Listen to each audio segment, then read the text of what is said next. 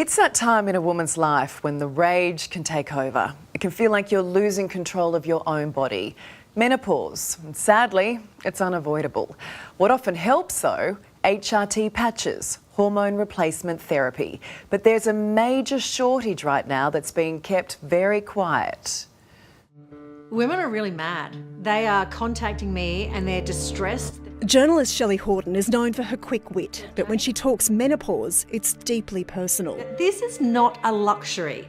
When you lose your estrogen, you are losing vital parts for your bones, your brain and your heart. This is what we're replacing. It is not a beauty thing. It is actually saving women's lives. Her experience was a struggle and almost killed her. And I can tell you that my HRT saved my life. And I'm not exaggerating with that. It got to the point where I didn't feel like being here anymore. So for someone to say it's just a bit of a hot flush and you'll be fine, they haven't walked in my shoes. Around 50% of the population is women, and 100% of us will go through menopause if we live to that age. It's when your estrogen hormone levels drop, and how that feels for every woman is different. Hot flushes, brain fog, insomnia, crippling muscle and joint pain and depression. Hormone replacement therapy is used to ease those symptoms, and a patch putting those hormones back into your body is the most common treatment. But now it's facing a serious shortage. Yes, it's life-changing for me, and I wouldn't want to go back there. Trudy Wendt uses Estroderm, one of the 4 brands hard to get a hold of. Sometimes you're lucky to find one in your local area. Sometimes you can go further afield. But still, may have to drive half an hour, 40 minutes. And what lengths have you gone to try and access patches? I've spent hours calling different pharmacies.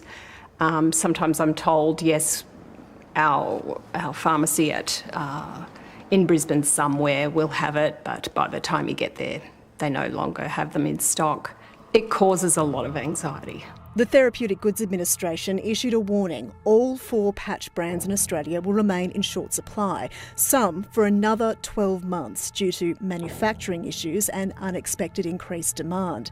Its advice to doctors: consider these shortages when initiating new patients. I was shocked when I heard the TGA telling doctors to not prescribe it as a solution. So how are women getting by then? Look, I've had some really sad stories. I've heard women who are cutting their patches in half to make them last longer, leaving them on too long. None of these are medically the best thing to do. In my clinic, I'm hearing those same stories of desperation. Dr Danielle McMullen from the Australian Medical Association. The TGA has been working to try and source some alternatives from overseas. Pharmacists can talk to the supplier and source these alternatives. Sometimes there might be different costs involved in terms of the PBS. Not all of the international brands are covered by the PBS, and in some instances you may need a new script.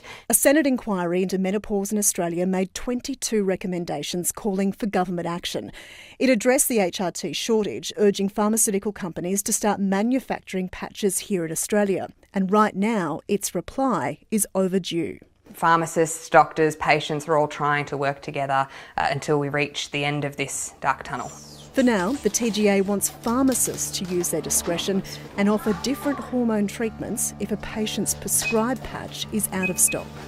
Well, it's all right to not prescribe them to new patients, but it's their existing patients who can't access it either. So it's basically non-existent. Would this be happening if it was any other medication or any other condition?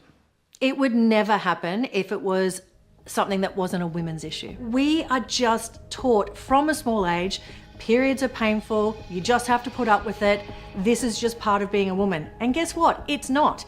If you are a normal, healthy woman, you should not be in any pain. And we put a number of questions to the TGA and were told while they appreciate the concern and frustration these shortages have caused, the problem isn't unique to Australia. They're working with drug companies to minimise the impact on patients.